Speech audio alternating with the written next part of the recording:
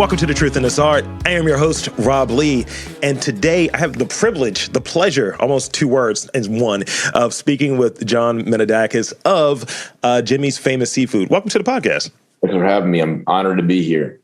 Thank you so much for hopping on and doing this in the morning. This is what we have to do. We have to just make these things work. You got to get it in when you can. So to start off, for those who are undipped, and I don't know why they're not, but for those who are undipped, describe your work and could you share an important lesson you've learned as a leader? Because Red, you're co-owner, of this institution. So tell me more.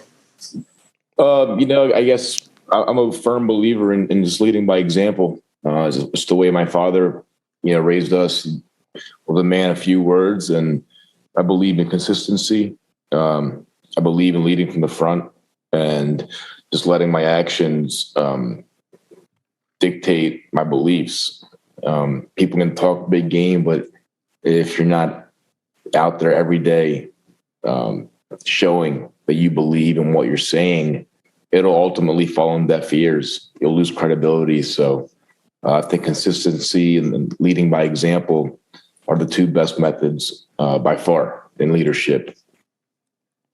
So run us through quickly, like what that work looks like. What is your role as that co-owner and within Jimmy's Famous Seafood?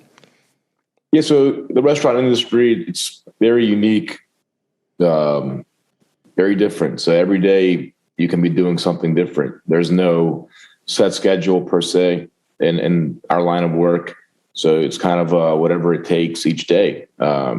Monday can be a lot slower than Saturday, for example, but some Mondays, for example, Memorial Day or Labor Day, you're going to have to roll up your sleeves and help out in the bar or dining room. So, I don't really have something that I do every day. There's no set uniform that I wear every day. It's whatever it's going to take that day to make sure that our team is in the best position to perform to the best of our abilities and to perform to our standards and what our guests and our customers have come to expect. So, whether that's putting on a suit and heading into a meeting to help secure a catering job, or whether it's, being in shorts and helping stock essential bottles of water in a warehouse or clean out the beer box, you got to do whatever it takes that day. And you got to work with all walks of life. We have nearly 200 employees, so you got to be able to relate to everybody and to make them know that they're important to you, and you got to show that to them. And hopping on a podcast with a chucklehead from East Baltimore. I'm a huge fan of podcasts and people that are entrepreneurs and want to get their voice out there. So I never say no, man. I respect the grind. I respect the hustle. Whether I don't ask, as dumb questions like what's your reach and what's your following. I just if somebody gives me the honor of expressing my voice and my beliefs, I'm very humbled and honored each time.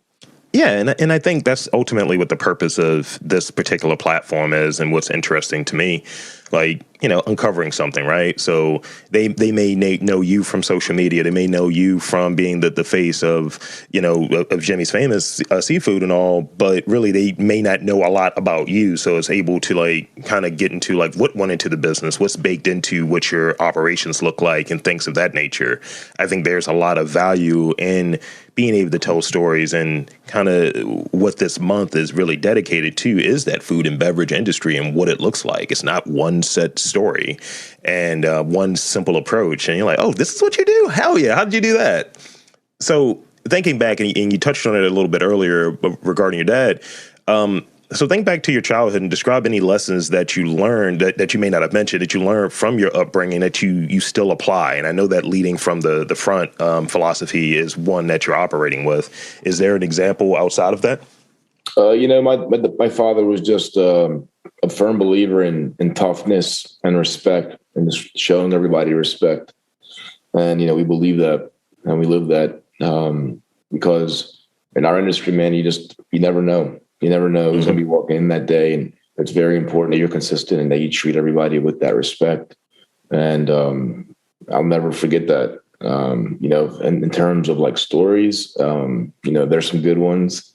My dad was, he was a perfectionist. So I remember one time he told me I can get the new PlayStation if I got straight A's with my report card.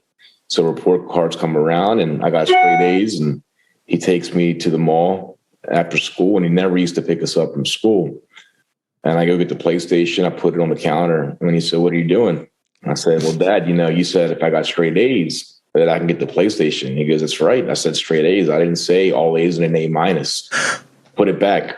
And I'll just never forget that. It's you can never go halfway. You got to do things all the way. And when you set goals, you got to make sure that you don't take any shortcuts and that you accept nothing but your best. And that's a great story. And it's one that resonates with me. And he took 3 hours out of his day probably teaching that lesson. But, at 13, 14 years old, I'll never forget it.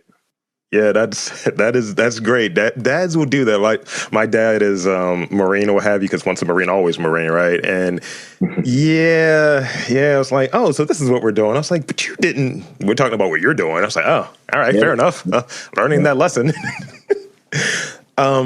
So obviously, as we're recording here, this is an audio medium, but there's a visual component, and I see you over there with the guns out, brother. So there are recent pictures of you on social media, wrestling for a local promotion. So tell me about that experience.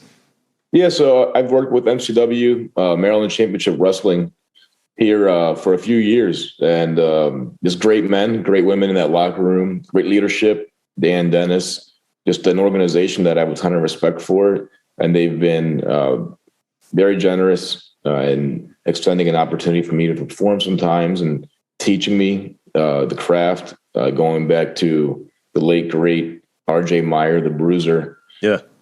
So, we've had a long running storyline, with a character of mine, and, hopefully it's beneficial to them and I help them sell tickets when needed. But for now, I am retired. And I'm getting up there in age, so my wife's not too thrilled with me putting my body out there. So I'm very happy to just sit back and maybe be a manager or an off-screen character. But I think my in-ring days have come to an end here. No more back bumps for you. So I have nothing but respect for everybody in that locker room. That's one job that I can say without question, I could never perform full time. Just the wear and tear on the body, mentally, the life on the road. It's very impressive, and you really have to be dedicated and a perfectionist to make it. And unless you've lived it, even in the smallest capacity like I did, it's really hard to understand. Totally.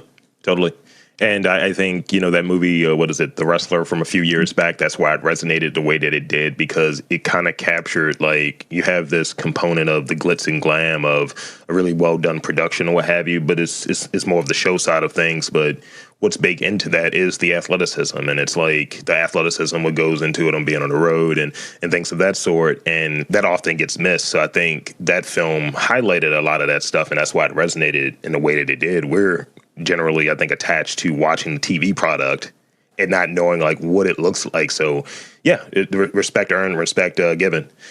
So I think this is a natural segue. So like Jimmy's Famous Seafood is a location for the athletes. I see like everyone kind of rolling up. I see Ravens players and social media, Orioles, wrestlers, the whole thing. And these are big guys, right? They're there enjoying the food.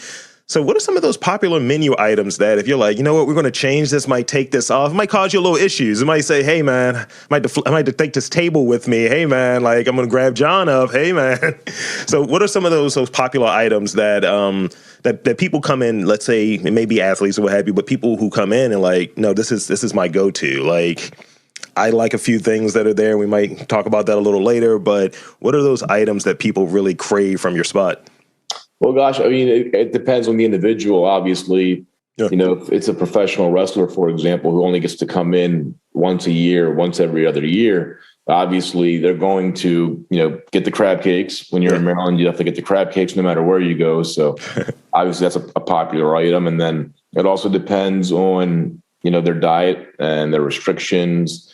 a Ravens player, for example, who has the opportunity to come in a few times a year is probably going to eat a little cleaner and order a flounder or a salmon or a tuna. But, it just depends. If they're gorging, if they're treating themselves, they have dessert, milkshakes, steaks, which are very slept on at the Famous. But there's no pure one go-to. If I did have to say one, obviously I would say it's the crab cakes.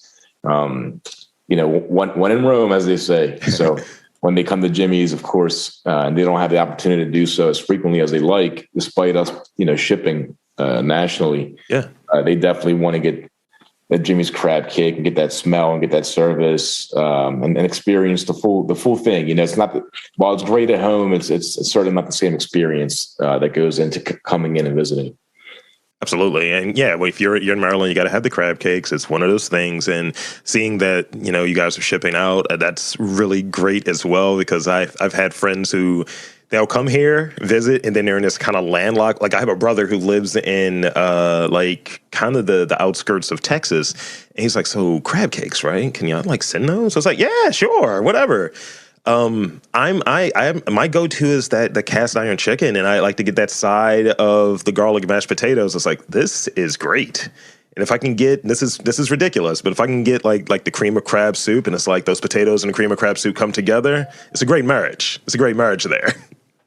It is. And like I said, that's a great dish too, because you have the chicken, you have the crab meat, you have the shrimp. So everybody's different. Everybody's unique. But we take a lot of pride in that menu and having something for everybody. So for example, with the chicken Chesapeake, one land item, 2 seafood items, and some people come in frequently that don't eat seafood. One of my closest friends is allergic to shellfish, and he's probably eaten everything on the menu that he can within reason.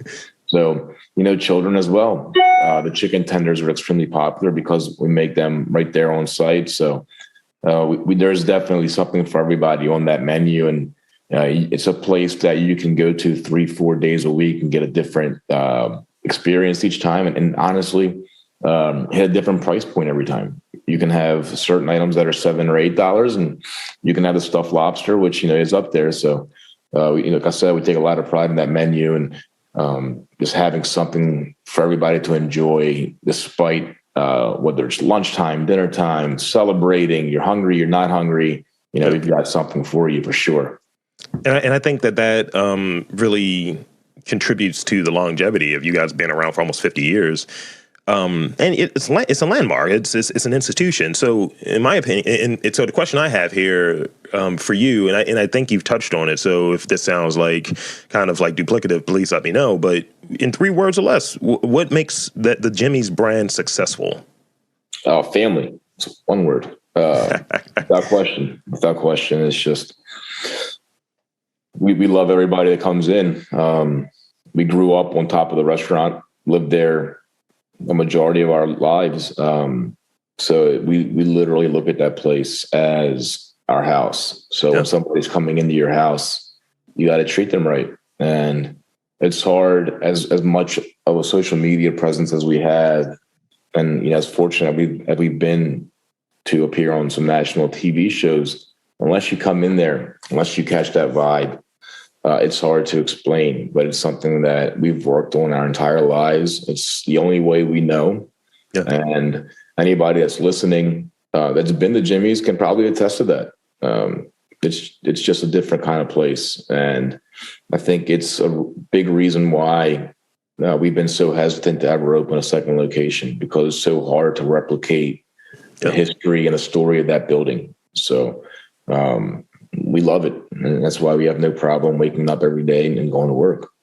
And I think you're as obviously being known and having that recognition now, you're even bigger recognition, like the most recent, being a recipient of the Maryland Restaurant Association's Lifetime Achievement Award, that's come up. And then having, being noticed for that great work with the Famous Fund, and then kind of extending out this notion of family and being that local industry, because coming out of the last 2 years, foot traffic to places has gotten really impacted. So just reading about that and seeing that work that's happening and that work has continued really shows that you're an institution, but also you're an institution that's really very much part of the community and the larger Baltimore, Maryland family.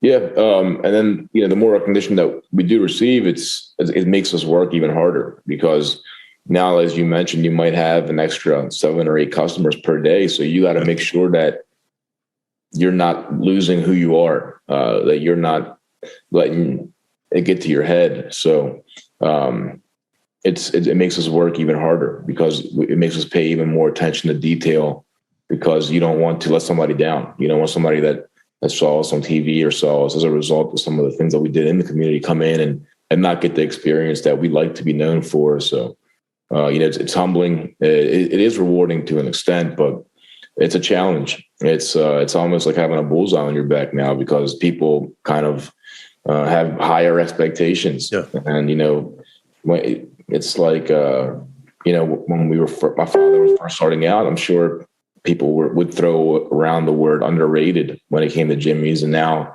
because people have these high expectations, they might say, oh, this is overrated. So it's our job to make sure that that doesn't happen. And, you can't make everybody happy, that's for sure. But, we'll definitely do everything in our power to make sure that we live up to the standard that our father started. That's great. That's great. And important to recognize. I had this conversation with an artist and asked him, about his one piece of advice he'd give out, especially when you have like success, you have that notoriety, it's I know Sondheim season and things of that nature, and people get that recognition and get that the money that comes along with it. And one of the pieces of advice he gave me, he's like, if you're really good early on or really bad early on, he's like, don't believe either one. Just, stick with what you're doing and stick with why you're doing it. And that's going to lead to that longevity. And I was just like, all right, that's good to know, because you probably see it, what have you. I'm posting an episode every day and say, oh, I know who you are. And different people are knocking on the doors and wanting to collaborate, wanting to work. And I just keep myself rooted in this notion of I'm just doing my content. It's like, what's driving what I'm doing and why am I doing what I'm doing, versus trying to maybe bring in a guest because they have a certain clout or a certain degree of prestige. It's really, why am I doing this, and let that drive everything. So I got 2 more real questions, and then I got some rapid fire questions for you. So describe your philosophy in networking. Like, are you good at working a room, or do you prefer to use LinkedIn? What is your approach to networking? I'm definitely an introvert, so I wouldn't say I know how to work a room. LinkedIn, been using it recently. Yes, you have. Some people that I have a ton of respect for have always told me to use it more, and I've made it an effort since this past summer to use it more. I think ultimately, though, networking comes down to the same thing it came down to 60s and 70s and 80s. And old school is word of mouth. Mm-hmm. And when, your name's everything. So I feel that steel sharpens steel, and I believe in the laws of attraction and the power of positivity. And I feel that ultimately, if there's good people out there, God will find a way to put them in your life. And I don't believe in coincidence. I don't believe in chance. I think everything does indeed happen for a reason. Even if we don't realize it right away, we can see it 5-10 years later sometimes. Yeah. And that's my ultimate form of networking. I just want to be around good people.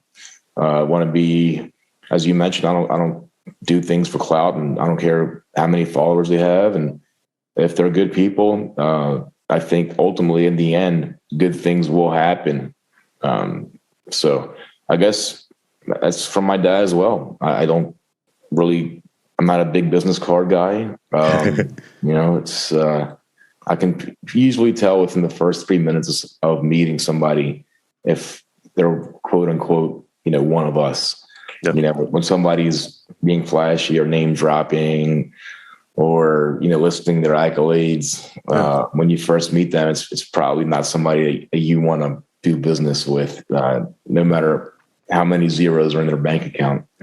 Absolutely. When I've been doing more of this kind of public facing stuff and being out there in the community. And it's just interesting who wants to quickly take a picture. I was like, I don't really know you. Like, who are you again? And I guess I'm a shy extrovert, but I'm a very shy extrovert, which is why podcasting works so well for me. I just get to fake it a little bit. And, but yeah, I definitely get it. And, yeah, I think your word holds a lot. And I noticed a little bit of a Robert Greene reference there too. Laws of Attraction, 48 Laws, the whole gamut. And I've been doing a Robert Greene deep dive. So if I'm in the gym, that's the ebook that's flow, the audiobook that's playing the entire time. And I'm picking up stuff either for questions. It's like, all right, I wonder how a restaurateur would look at this, or I wonder how an entrepreneur would look at this, or an artist. So yeah, that's laws of attraction are big. So last real question. And because it's like, you said you're not a business card guy, and it's really very much you're doing your own rules, and you're a co-owner, you're able to do your own rules or what have you, and kind of figure out what works. So do you have any like entrepreneurial hacks that's really worked out for you? Because you said, earlier that, people that you respect and you admire were like, hey, try LinkedIn, maybe use that as a way. So what are some of those hacks to help you stay focused and productive that you have from an entrepreneurial standpoint? Yeah, I don't believe in, I guess, hacks would be a tough word to use because a hack would imply a shortcut. And I guess the ultimate hack is that there are no shortcuts. And it's always about finding who you are and finding a balance. And the example that I frequently reference is we get two sayings that have become popular. And the one is the definition of insanity is doing the same thing every day and expecting a different result. But we also hear that you have to be consistent, you have to work every day. So which one is it? And I think at the end of the day, your heart tells you, and you'll figure it out that way. And you just got to stay true to yourself. If what you're doing makes you happy, if what you're doing is important to you, if what you're doing has a meaning and you're not just doing it for the money, you'll break through eventually. There's no such thing as an overnight success. We know that. And while it appears that way sometimes from the outside, it's always been a culmination of years and years and years of work and belief and consistency. And then the rest, I guess, at some point you'll quote unquote break through, and then it's even harder to stay there. That's the easy part is getting there. The hard part, staying there. So I guess my hack is consistency. Just find out what's important to you, find a great team, and just make it work every single day. And if you're happy, the money will come. But you can't buy happiness, and you can't buy the ability to put your head down at night on your pillow knowing that you did things the right way. Thank you. That's great. That's actually the right answer there, John. It is the right answer. Everybody's different, everybody's journey is different. Yeah. So what works for me won't work for the next guy, and what worked for the guy that I look up to didn't always work for me. My father would always say that you take a look at your 5 closest friends and you'll see who you are. And as an extension of that, I believe that you can take your 5 biggest influences and your 5 biggest inspirations, and you can take parts of them and you'll be parts of them. And one of mine obviously is Michael Jordan, and that does not mean that I can shoot a basketball like him, and does not mean that I will be rude to people in public like he's been at times. But I definitely like to think that I get my tenacity from looking up to this guy my entire childhood. Mm-hmm. In watching the Last Dance documentary, just people that know me, they were like, this version of Jordan is very similar to you. I was like, oh my. Yeah. And then I started looking at it, and I tried not to take it as, oh, you guys are talking about me. I don't know how I feel about this. And then really looking at it, I was like, nah, I approach things like this. It's like, look, you gotta, like, this is what you want to do, right? This is what we're trying to do. I'll just do it myself. And that was kind of the energy. So I definitely get that. I relate to that. All right. So now that we've shared all of that, we've established some goodwill here. Now it's time to just get weird and ask rapid fire questions. Right. So I got 4 of them for you. So this one, besides money, what is your favorite way to compensate people? Just wrapping my arm around them and just getting to know them one-on-one, and to let them know that they're appreciated. In a family business, you get to have that one-on-one interaction. And it's very important that they know that they're not just a number, that they're part of a family, that you care about that person. So just get to know each person, to let them know that we care, that we recognize that, they're different from the person next to them, the person next to them, and that we'll always be here for them. I think that's the best way to, compensate somebody. And that's a great question, because there's been times where people have done a great job and you just give them an added bonus and it means nothing to them. They just want to feel appreciated. They want to know that what them working those extra few hours for you, what noticed. It's not about the money to them either. And that's when you have somebody great on your team. And I think that's one of the things that became very prevalent with just the recent changes of employment, the mass exodus of people leaving jobs.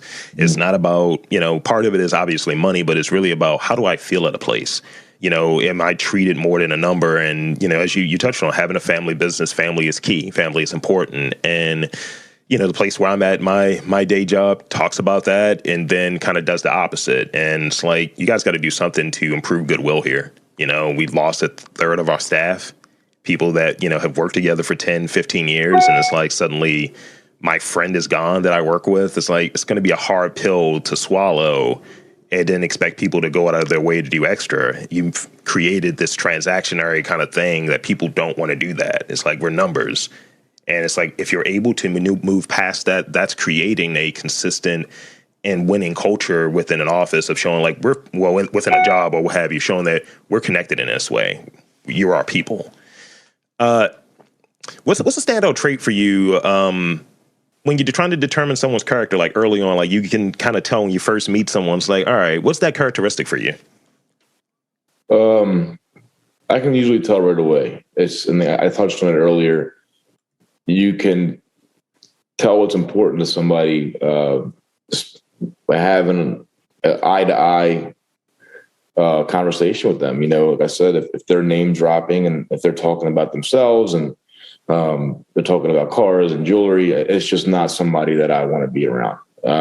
It's not somebody that I want to do business with. It's not somebody that I want in my circle. But, if they're talking about their family, if they're talking about memorable moments in their life that involve friendship and memories and not dollar amounts, if that's somebody that I want to be with, and that's somebody that I'm attracted to, and it's somebody that I can share a drink with, I can share a lunch with. And if I can see that they're on a mission to spread their word, I want to be around them. And especially more so now than ever in the business world, anytime that somebody mentions their religion to me, no matter what that religion is, I respect that, because it's become taboo to talk about whatever you believe in, right? And I'm Greek Orthodox, but I have Catholic friends, I have Muslim friends, and look, we all believe in something. And for us not to worship money and to make that known to people, I think attracts us to other like-minded people. And by like-minded, I mean doing things for the right reason and not for finances, not that any religion is right or wrong. And I think the older we get, the more understanding that we get, and the more wise we get, the more we see that. Absolutely. Last two, and these are going to be the quickest ones, I think. If you could tag with one wrestler, who would it be? Oh, man. Of all living or all time? All time. Mr. Perfect. Hell yeah. Lastly, go-to cocktail. Go-to cocktail. Gosh, it just really depends on my mood and what I'm trying to do. But I guess I'm a big Tito's guy. So Tito's and soda. Okay. That's all I got. Thank you. So I want to, one, again, thank you for coming onto the pod. And two, I want to encourage you to share anything that you really want to cover as we wrap up here, and tell the fine folks where to check you out, social media, whatever you really want to share. It's shameless plug moments. I don't know. Yeah, just, really appreciative, obviously, for my team. They make everything possible. And, I always try to find a way to mention my middle school and high school whenever I have a platform. So just want to thank Loyola for just teaching me how to be selfless, to be a man for others. And obviously I thank my parents for working hard and letting me go there. That place changed my life, and it really changed my outlook on life, changed the way I treat people. So I just want to thank those, my team and my high school, I guess. And then in terms of where people can find us, of course, we're on pretty much every social platform.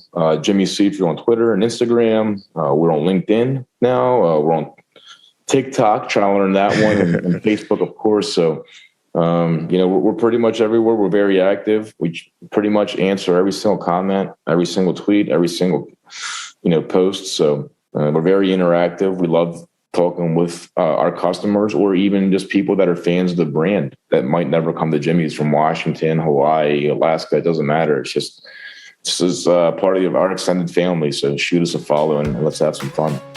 Absolutely. So I want to again thank John Minadakis from Jimmy's famous Seafood for coming on to the podcast. And I'm Rob Lee, saying that there's food in and around Baltimore. You just got to look for it.